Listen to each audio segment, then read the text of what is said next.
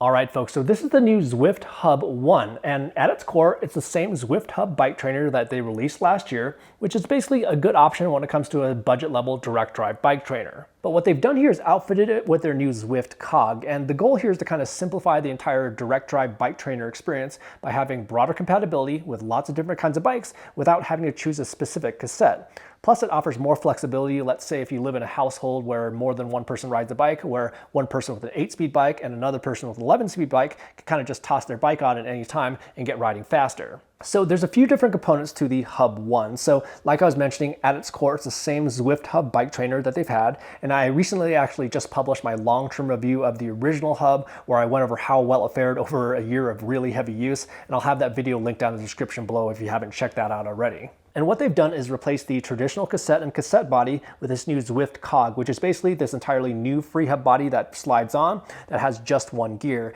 And it's compatible with everything from a 7-speed bike all the way up to a 12-speed bike. So broad compatibility there. And the Hub One is available in a couple different ways, so you can choose the Zwift One Cog as an option when you go to purchase a brand new hub trainer, but they are also offering an upgrade kit if you already own an existing hub. But what makes this single gear idea possible is with their new virtual shifting feature, where the trainer itself actually replicates shifting by simulating a 24-speed drivetrain. And virtual shifting isn't a brand new idea when it comes to indoor cycling, so smart bikes have actually had this sort of feature for quite some time, where it's basically using the resistance that it already has to simulate shifting from easier to harder gears or the other way around. But what Zwift has done is kind of combine that idea with their single cog to simplify the entire direct drive bike trainer experience. And in terms of how you actually shift those gears, so they have this new Zwift Click accessory right here, which is basically this little pod that has 2 buttons, and this lives really anywhere on your bars. And they have these 2 little elastic bands where you can attach it wherever you want. And in terms of the actual experience of the virtual shifting, it's an overall good experience, and it's actually a lot smoother than what you can get out of a traditional drivetrain. It doesn't have that sort of chunk feeling or sound when you shift on a normal bike, but you can distinctly feel each shift for the most part. Now, what is kind of interesting about this too is that it's not one set resistance or gear ratio for how hard it's going to be. And what I mean by that is that different bikes have different size chain rings. So if it had just one gear ratio, that means a bike like this with a 36 tooth front chainring that I have right here would be different than what I would have on my mountain bike with a 30 tooth chainring. So what the hub does is basically a little bit of magic in the background where it calculates an appropriate gear ratio based on whatever chainring that you have up front. And this is going to be based on your cadence as well as the flywheel speed. And again, this is all automatic. You don't have to do a thing here. And what I found is that it seems to take about a minute or two to kind of figure out the correct gear ratio, where it may fluctuate a little bit at the beginning of the ride, but after that it does feel consistent. And it does also seem to be able to correct for whatever chainring size that I was using, where it does adjust accordingly. And in general, I think the system works well. I did find in some very low gears where I wasn't applying much pressure at all to the pedals and my legs were kind of spinning freely, it was a bit hard to tell the difference when I was actually shifting gears. And then I also did notice that if I stopped pedaling and then started back up again, it took just a second to readjust. But overall, it's a good experience. Now, it does take a little while to get used to though, so it usually takes my brain a few minutes to get in the mode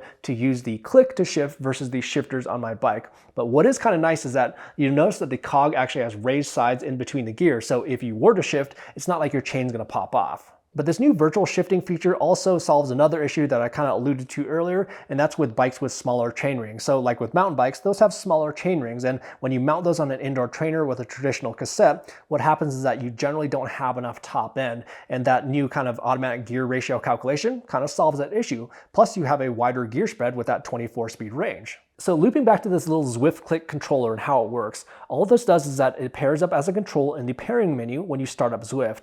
And then one more thing for the virtual shifting portion is to ensure that you do have the virtual shifting toggled on in the game settings for it to work. Now, what is interesting about this new virtual shifting feature though is that you don't even need the Zwift Cog or the Zwift Click for that matter. So if you own an existing hub and if you have a pair of play controllers, you can actually shift using these as well with the little outside buttons. So what you can do here is if you have a hub with a traditional cassette, you can just put it into the most optimal chain line and then use your Zwift Play controller to shift. But not only that, if you happen to have both the click as well as the play controllers, you can pair these to the game at the same time and use both of these to shift. So what you can do here is have the play controllers mounted where they should be, where you can use those to shift when you're on the hoods or on the drops. And then you could have the click up here to use that if you're on the tops, like let's say if you're climbing. And like I was mentioning earlier, there's a few different ways that you can get into this Hub One experience. So if you go to order a brand new hub, you can choose the One as an option when you go to configure it, but you also still can order the hub trainer with a traditional cassette if you'd like,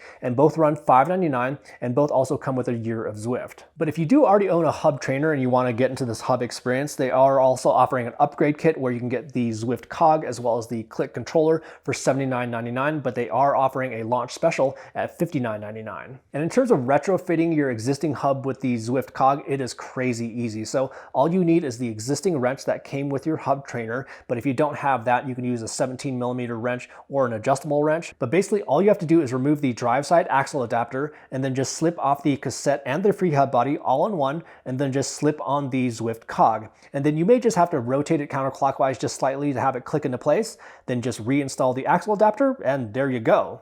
And then when you go to actually install your bike, you'll want to shift your derailleur into kind of like the middle of your gear spread, and then just install your bike, and just go ahead and make any adjustments with your derailleur as you need. But if you do happen to have a 12-speed cassette, you may actually have to remove the cassette first because the cassette is a little bit deeper, so you may not be able to actually reach the edges of the axle adapter. But overall, this is a very smart and simple idea from Zwift, and honestly, it kind of makes it easy for everyone where you don't necessarily have to choose a specific cassette. There's also more flexibility if you have more than one person that lives in your household, and it's also honestly easier for Zwift as well, where they don't have to source as many cassettes or mess around with as many cassette configurations. Anyhow, that's the new Zwift Hub, and if you have any questions about it that I didn't cover in this video, feel free to drop those down in the comment section down below. And if you liked the video or if you found the information in this video useful, do me a favor and also hit that like button. And in the meantime, happy riding, and we will see you in the next video.